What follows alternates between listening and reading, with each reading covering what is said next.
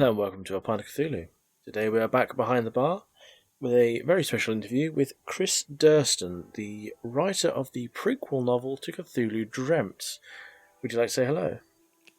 Hi. I never know how to react to those things. Would you like to say hello? Yes, sure. Hello, everybody. Yeah, it does put people on the spot a little bit. Well, it's a good thing we did actually have a redo. We just had attempted one and we had a few issues with technical things, but I forgot the main important question that we always ask. Oh. Which is the icebreaker. If you would say a pint of Cthulhu would be any drink, what drink would it be?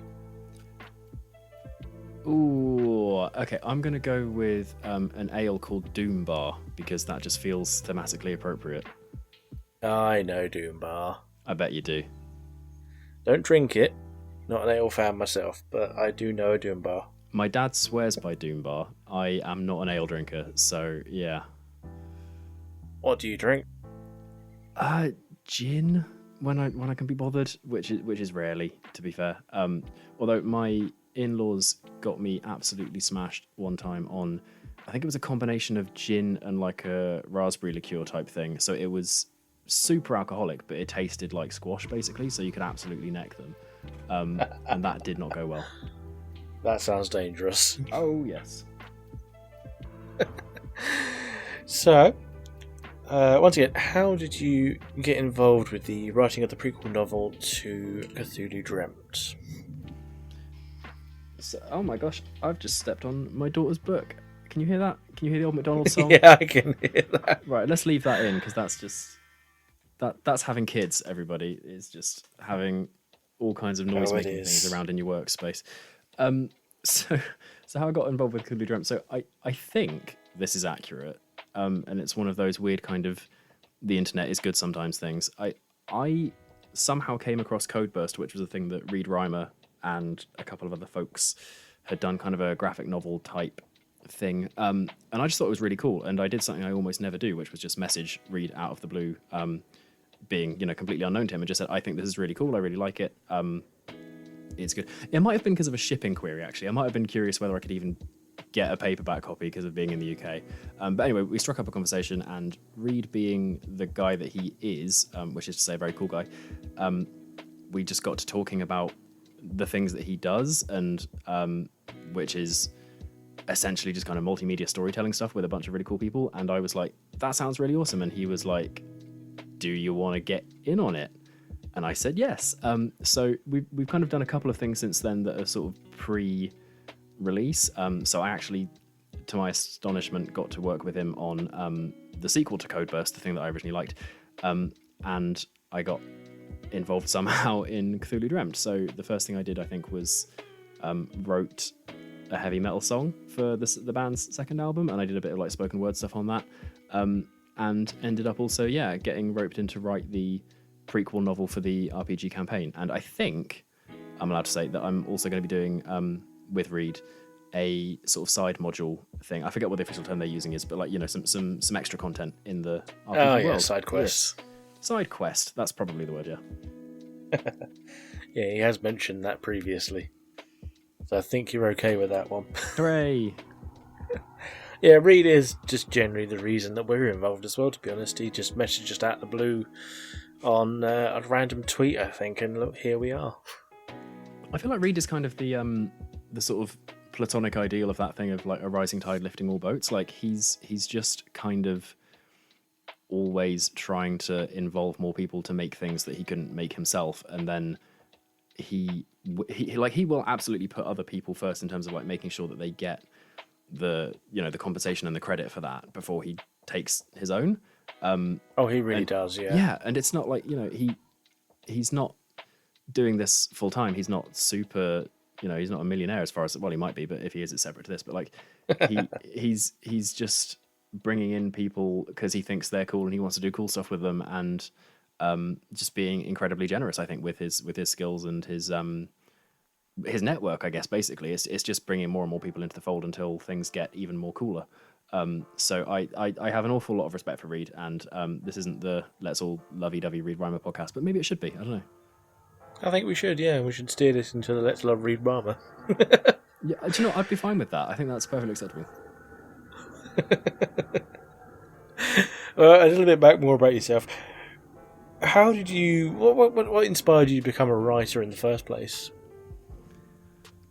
I have no idea. I read a lot as a kid. Like my mum claims that I taught myself to read. I don't know exactly how true that is, but there's definitely some indications that I was reading like before I went to primary school because they had to sort of accommodate that. And I basically just was constantly in my room reading books on my own, which, you know, for some people maybe that sounds a bit tragic, but like that's kind of what I wanted to do. That's what I enjoyed, and that's what I was happy doing. So I guess the kind of progression to wanting to write my own stuff was like a bit inevitable. And I think then we had, so I'm just about old enough that like having a computer with internet was sort of unusual when I was younger. So when I was, I want to say probably 7 or 8, like we had this like white square thing in the living room that couldn't connect to the internet. I think it could do like, it had Microsoft Word and maybe like asteroids. That's what I'm looking for. And some game about a tank that I've never managed to find again. But yeah, so pretty much all that it could do really was that one game and a word processor. So I think I just kind of started writing stuff down, and it was probably terrible, and that's like fine because what do you expect? But I guess eventually I just took it a bit more seriously. Whether I got any better is, you know, not for me to say, I suppose. But it'd be nice to think that I have. Well, I mean, you've published several books in what looks like a very short amount of time, and they all have rather high ratings. You must be doing something right. Yeah, I mean, I feel very lucky actually to have just kind of stumbled into like a community of people who like to, you know, read each other's stuff and big it up and review it and that kind of thing. And, you know, I'm nowhere near making money off of it really, but that's, I'm kind of doing it because I can't help it, I suppose. But it took me a long time to take it more seriously. Actually, I think after going to uni, I had to do an awful lot of reading and writing stuff, and I didn't get back to reading and writing like for my own pleasure for a good few years after that, because I was so I got to not like it because I had to do it. So I kind of took it a bit seriously a few years back, and then eventually decided to publish this one book that I've been working on. And then from there, I got a bunch of just met a few people on Twitter, I think, and ended up in a bunch of like anthologies and that sort of thing. So if you look at how many books it says I've written on Goodreads, most of those are just ones I have like a contribution in or something. Yeah, so it's been, again, I think just another example of people being cool, in that I wouldn't have got to have those opportunities if people hadn't just been like, yeah, sure, whatever, at no kind of benefit to themselves. Oh. So how have you adapted your writing style? I mean, I've got your book here, Chronicles from the World of Guilt. Yet to read it, I must admit, not a lot of time, but how have you adapted your writing style to accommodate the Cthulhu Dreamt kind of world? Ooh, that's a good one. I guess the biggest thing for me with this is not so much adapting the way I write, because I'm kind of used to writing different kinds of prose anyway. Like I do kinds of copywriting in my day job, and that's obviously a completely different tone from other stuff I've done. Like, so I've done Each Look Universe. My first one was kind of a comedy. Chronicles from the World of Guilt is, I guess, a cosmic horror, but it spends more time just kind of hanging out with people in the like minutiae of life and kind of looking at, you know, the apocalypse has happened. How do we find hope and beauty and stuff anyway? But so adapting my kind of writing style wasn't the big thing. It was working within the constraints of a world that has all these details set out already. Because historically, I've been very much a kind of, let's just write something and see what happens and try and tidy it up later, which wasn't going to work here. So I had to spend a bit of time getting to grips with what's already set in stone, what am I kind of free to play around with a bit, where do things need to finish up, and just kind of, is there other stuff that I need to be aware of in terms of just not... Am I allowed to swear? Oh, God, yeah. Cool. So basically, how do I not fuck up the continuity? Like, how do I make sure that I'm not saying shit that absolutely can't happen? So that was kind of the big thing that I needed to make sure I got straight. And then after that, I think I sat down and read a few sort of new weird type things. So not necessarily Lovecraft so much, because his writing style is like interesting for what it is, and it does what it does well, but it's not particularly digestible for a modern audience. So I didn't want to like imitate that. So I read a bunch of like Jeff Vandermeer and China Miéville and other kind of new weird things. and sort of hoped that would help. You have like a daily routine you do for like before you start writing to get into the mood of things for it?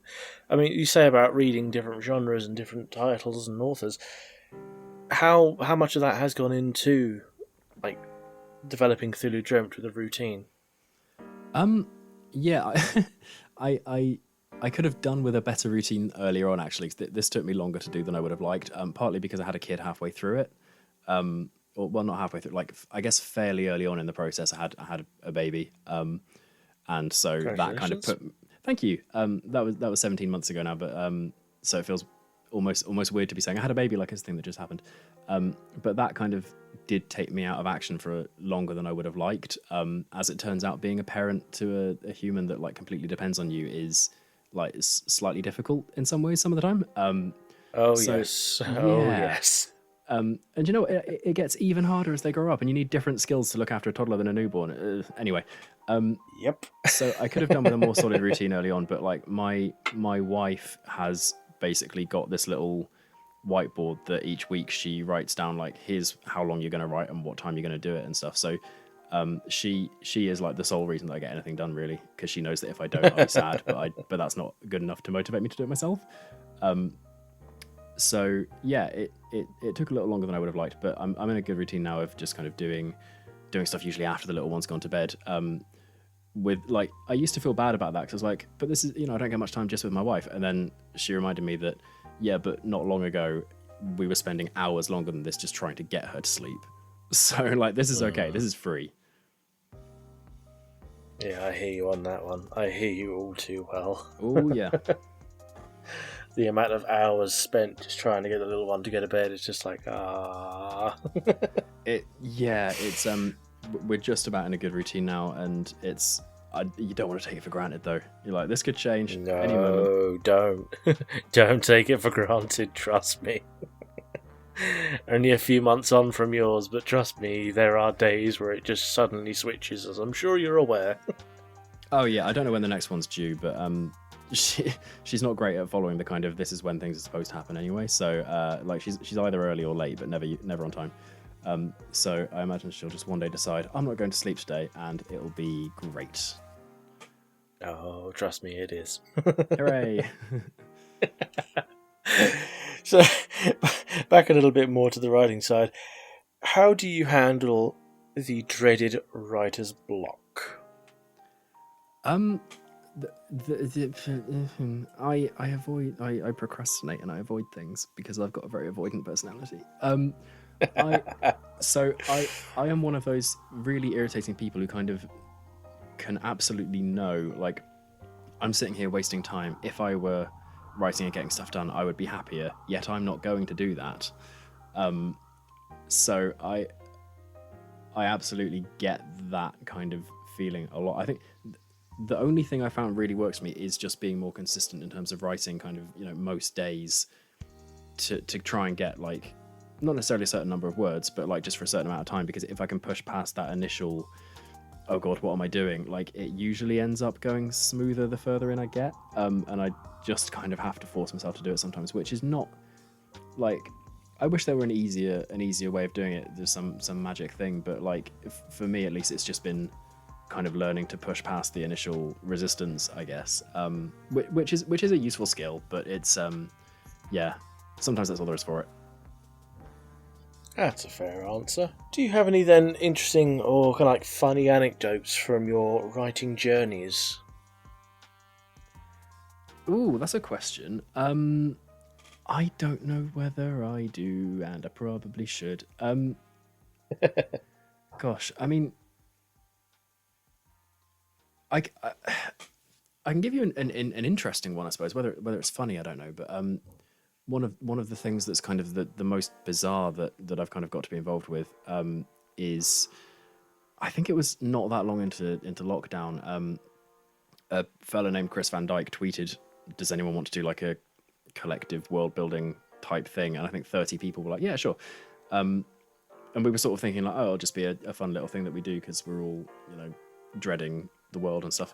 And that ended up turning into like an anthology series of a few different things where each volume is kind of a standalone thing where all of the writers get together, play a couple of at first it was Hacks of the Quiet Year, which is a TTRPG by Avery Alder, I think, and basically develop the world from that, and then go off and like set stories in it. But the canon kind of rules were absolutely like off the table. Like no one had to make anything consistent with what anyone else was doing, so it was almost this bizarre mishmash of like, let's just throw everything in. And it's sort of like old fairy tales, right, where you have different sources and some of them say stuff that's not compatible with other things, but they're all still there. Like it's all still like a valid story to draw from. It's just, I guess, a matter of interpretation whether something really happened or not. So we did that a bunch of times, and from that I have a thing coming out hopefully fairly soon about a restaurateur and a mythical wizard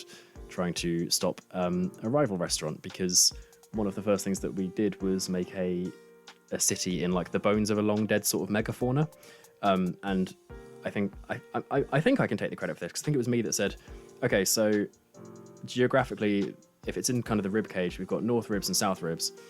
Can we have a restaurant called North Ribs Ribs, and it's a ribs joint in the North Ribs?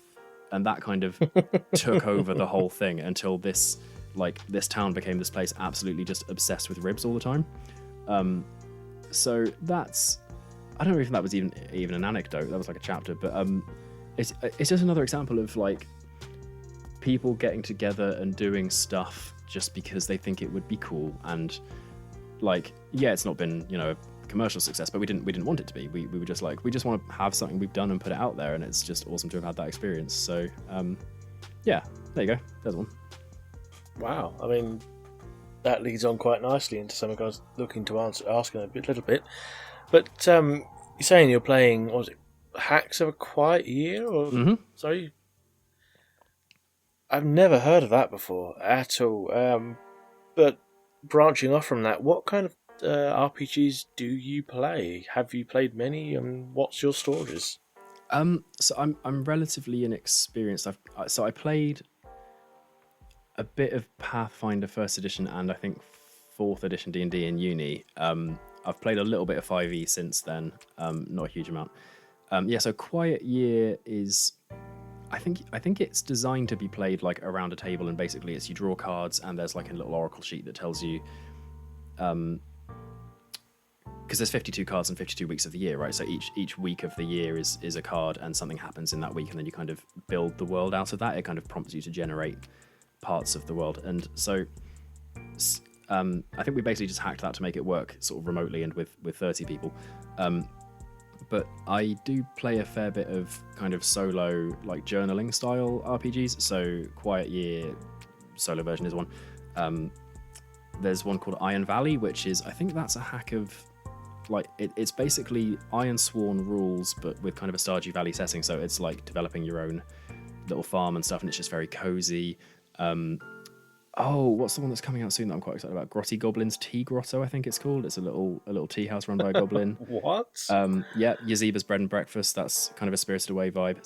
So what I quite like at the moment is these kind of solo or sort of more intimate experiences that are about you telling your own stories or building your own characters and that kind of thing. And there are some that do it really well. And what I really like about indie RPGs especially is that they're kind of not beholden to follow like existing conventions. Like if you see a new mainstream TTRPG, it's probably going to be, recognizably a couple of steps away from something that resembles D&D. But in the indie space especially, lots of people are doing stuff to tell completely different kinds of stories with different kinds of rules. So that's kind of what I'm into at the moment. I've never played Call of Cthulhu though. Fair play. Not many people have, to be honest. No, I played the video game Call of Cthulhu, but that wasn't very good. No, it was quite terrible. Yeah. If ever you want to jump in a game at some point, let us know. We'll probably run back to that in a couple of years' time. Have you played Cthulhu Dreamt yet? Have you played any of the actual playtests? I've not had the chance to. So I have. I've got a copy of the first sort of adventure that I think is the one that's being playtested. So it's called Springfield Nocturne, I think. I think you guys might have played that, actually. Yeah. We did. So I've heard you guys playing it. I've not had a chance to play it with people myself, but I've read through it. So, this is another good example, I suppose, of doing something that doesn't really mechanically resemble D&D. Like, I'm sure some people will describe it as, it's D&D but Cthulhu, but I think it is different enough from D&D that it can tell totally different stories with the mechanics that it's got. And like I say, that's the kind of thing I really dig about indie things. Whether that's RPGs or novels or whatever, actually, it's people get to break the rules of what's considered kind of mass marketable and do more interesting stuff. It's definitely an interesting one for sure. Playing through it the first time around, it's so different from anything. Yeah, I think it was important to the team to keep it, separate in that way from stuff that would be easily recognizable. Like, it's accessible, but it's not too similar to existing stuff. And I think the other thing that they wanted to make sure was that because Lovecraft adjacent games and properties have historically not done the idea of kind of madness particularly well. I think everyone can largely agree. And so that was something I think I said to them fairly early on, and they were like, yes, no, we absolutely want to make sure that we're not kind of just imitating what's come before, because things have not been portrayed very well on that front. So that was something I was definitely relieved to hear. I was like, okay, good, this is something I'm comfortable being involved with then. I think the best description of the madness I've heard is probably the idea of taking an ant and giving it human consciousness, but then putting it back into the body of an ant. Is the best way I could potentially describe eldritch horror. Yeah, and this is something I've always found a bit weird about Cthulhu, actually, is that, like, Cthulhu for some reason is the one with his name attached to it, but I think he's only in Call of Cthulhu, right, in kind of Lovecraft's original stories, and basically the extent of his appearance in that is he kind of pops up out of the sea and is a giant octopus dragon, and a boat hits him, I think, is what happens. And that's kind of become the iconic image of Lovecraft, but, like, the stuff that I really like of his is the stuff that deals more with this notion that, like, the universe is impossibly huge and it does not give a shit about us. It doesn't know we're here. Like, there are things out there that are so divorced from, like, our conception of what makes sense that we just don't have the capacity to have any notion of what they're doing. And I think I was reading one. It wasn't a Lovecraft one. I think it was, oh gosh, what's the guy's name? Frank Belknap Long, maybe. One of the people who kind of added to the Cthulhu mythos after Lovecraft was kind of finished with it. And I can't remember what the story was called. I'm going to have to look it up. But the plot basically is about a guy who finds himself staring into a dimension where, like, time is angular instead of curved. And so, like, everything in that universe is just made up of, like, angles that aren't possible in kind of the geometry we understand. And when he comes back home, he's like, right, I need to make my room curved so there are no angles in the walls and nothing can get in and kill me. And I think they do anyway, but that's Lovecraft. Not heard of that one. I have to have a look at that in a wee bit. I suppose we should probably get back round to the writing side of things, but as you were saying before, what kind of things do you actually read yourself? So I grew up on kind of not necessarily classic fantasy, but I guess the kind of contemporary fantasy of the time. So like Christopher Paolini's Inheritance cycle was one I really liked. Albeit by the time the last one came out, he'd spent so long on it that I was probably a bit too old for it. But that's the one that Eragon is the first book of that one, if you know that. It's got a dragon on the front. Eragon Brisinga. That one, yes. So I kind of was just about the right age for that as he was publishing it. So that was kind of the sort of fantasy that I was into at the time. Like Trudy Canavan, The Magician's Apprentice, that kind of thing. And then you're listing off my library. Hey! And then a friend got listing David Gemmell. Sorry. No, that's all right. So yeah, a friend got me into David Gemmell, and then I think that was kind of, okay, I have to read all of David Gemmell now. Not heard of that one, though. Oh, no, seriously, dude. Okay, so Gemmell, I think he was like 70s or 80s or something, but he did kind of epic fantasy very, very well, but with kind of, it's not quite grimdark, but like there's sort of an element of, I guess, grimness to it. But one of my favorite bits in any of his books is there's this warrior called Skilgannon who's like considered, one of the greatest warriors of his age, and he's surrounded by sort of 30 or so people, like just villagers with pitchforks. And they say, like, you can't kill us all. And he's like, no, you're right. Like, I'm just one guy. You will eventually overwhelm me. But I could probably get 8 or 9 of you. any of you want to be those guys? And then they're all like, oh no, we're going to go now. That's a fair way of doing it. But yeah, if you're into the other stuff, Gemmel is a good one. These days I kind of tend towards more like urban fantasy type stuff, so things in a more contemporary setting, but still with kind of fantastical elements. Like there's not an awful lot of stuff I read that doesn't have some kind of extra super paranormal in it somewhere. Oh. Have you heard of Garth Nix? Yes, so Sabriel and Lyriel and Abhorsen were absolutely like foundational for me as well. I should probably mention them actually, because they are brilliant. I've not read them for a long time, but they are absolutely bloody brilliant. I've got it on audiobook right now. Yeah, I've got the Left-Handed Booksellers of London, and I keep meaning to read that as well. But do you know what? Garth Nix isn't a pseudonym is one of the most incredible things as far as I'm concerned. It's actually his name? His honest to God legal birth name is Garth Nix, and I just think that's brilliant. Oh. Oh, I feel like shouting out a few random ones now. All right, Alison Crogon. Not a clue. The Gift, The Riddle, The Crow. Oh, that sounds vaguely familiar, but then again, a lot of things have those words in the titles. True. Sebastian D. Castell. Oh, Traitor's Blade? That's the one. Yeah. Oh, do you know what? Not to slate him, but I started reading that one and I stopped after like 2 chapters. I think it's probably better with an Audible. Fair. Then you can do something else whilst you're listening. I should probably get off of other people's books and go back onto yours. What is your favourite one that you have written? Well,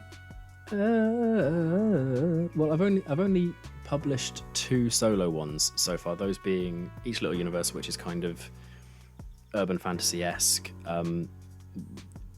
very British humour, basically. The other one is Chronicles from the World of Guilt, which is a collection of, I guess, kind of dark fantasy, cosmic horror. Like it starts with our world as we know it now, and then a giant space whale shows up, and then things kind of get a little bit Lovecraftian from there.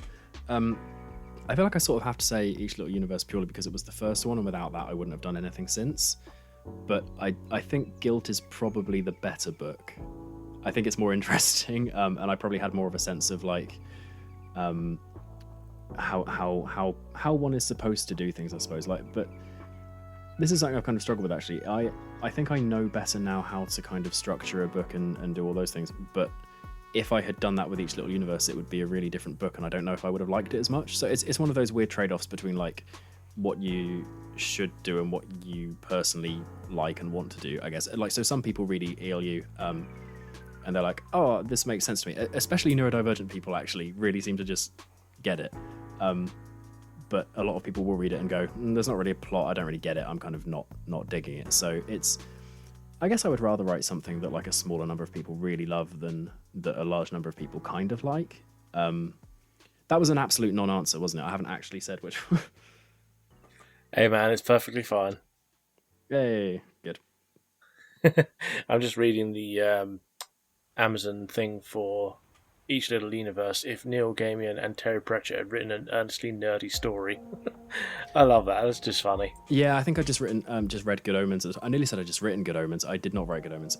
I think I just finished reading it at the time, and I was like, this is kind of the vibe, right? It's sort of, there's a supernatural element in a broadly normal-ish world, and that makes things interesting and amusing.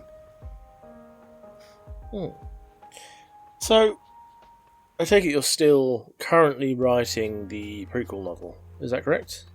As of about a week ago, I finished the first draft. So that's good. Which usually people celebrate by writing the end, but it's not the end because the story will continue in the game, obviously. So I have some edits to go back and do, and then I need to get that over to the rest of the team to, as I said before, make sure I've not fucked anything up, basically. I'm hoping nothing too much, because Reed has been kind of reading it as we go through to sort of check it, but I think there's, as with any first draft, there's a lot of stuff that I probably decided later that I now need to make earlier things line up with and that kind of thing. So yeah, there'll be a bit of editing to do, but the first draft is complete, so happy times. Wow. Well, congratulations on getting the first draft done. Thank you. Yeah, it was a slog, but we got there. Have there been any challenges you faced with writing this compared to writing your previous two that you've solo written? Yeah, I guess same answer as before, really. And the main thing is that there's kind of a responsibility on me to make it adhere with what Reed, Jaren, and the rest of the team have come up with. So that's kind of a logistical challenge, and also a just kind of emotional pressure, like responsibility, like not to screw up this amazing thing that other people are doing. Like I want my contribution to be up to the level that everyone else is working at, and like, my God, everyone working on this is such a flippin' professional. Like, it's unbelievable the level of work that has gone into every single element of this. And it's just it genuinely astounds me. Like, I just glance in the sort of chat every now and again, and I'm just like, you guys are ridiculous, because they've all got day jobs as well, I think, or at least most of them have. I don't know how people do it, and it's endlessly impressive. So yeah, I guess maybe the biggest challenge actually has just been like trying to get over imposter syndrome and feeling like, yeah, I deserve to be like contributing to this and being on that level, which I don't know that I'll ever quite get over, but you know, I guess eventually you just kind of ignore it and you're just like, well, I'm writing it now anyway, may as well finish it. Yeah, fair play. Well, we'll wind down a little bit now. Probably one that you've been asked before, but a generic one in general. Is there any tips that you would give to someone trying to aspire to write their own book? Oh no, I'm not the person for this. I think, like I said, the reason I ended up doing it was kind of just because I couldn't not do it. Like I got to a point where I was like, you know what, this is something I've wanted to do forever, and I've known I want to do forever, and I've not done it. Like, there came a point in my life where I was like, I've got to just be the person that finally does this, rather than the person that actually just thinks about it all the time. And I like this, you know, well, this is the oldest advice in the book, right? You know, if there's something you want to do, eventually you've kind of just got to find whatever works for you as a way of getting it done, which is super unhelpful. Like, it's so condescending almost to say stuff like that, but like there's an element of truth to it, which is really irritating. I will say, I recently have found there's a website called Write Track, spelled, you know, WRITE, and it basically just lets you say, I want to write this many words in this amount of time, and it will tell you how many you need to do each day. So it's a bit like National Novel Writing Month, NaNoWriMo, if anyone's familiar with that, but kind of you can set your own parameters. And just having a thing to say, if you want to meet this target, you have to do this many today, has been a bit of a game changer for me. Like, just that small amount of external motivation saying, if you do this, you will have it finished by then, is like, brilliant. Okay, I'm going to do that. I guess the other thing I would say is, like, if you don't know what you want to write yet, but you know you want to write something, there's kind of two ways you can go. Like, one is just to start writing something really similar to something that you love. I think if you write something that you would want to read, then that can't really go too far wrong. And the thing that I used to do and still do a bit is, every time I have an idea about like anything, like whether it's just a little theme I want to talk about or a snippet of dialogue, I just stick it in like a note, and then every so often I kind of just look through that and just group together the ones that are kind of thematically related. So with each little universe, it was like, okay, there's a bunch of stuff in here that's to do with kind of friendship and the power of like just loving the stuff that you love and that kind of thing.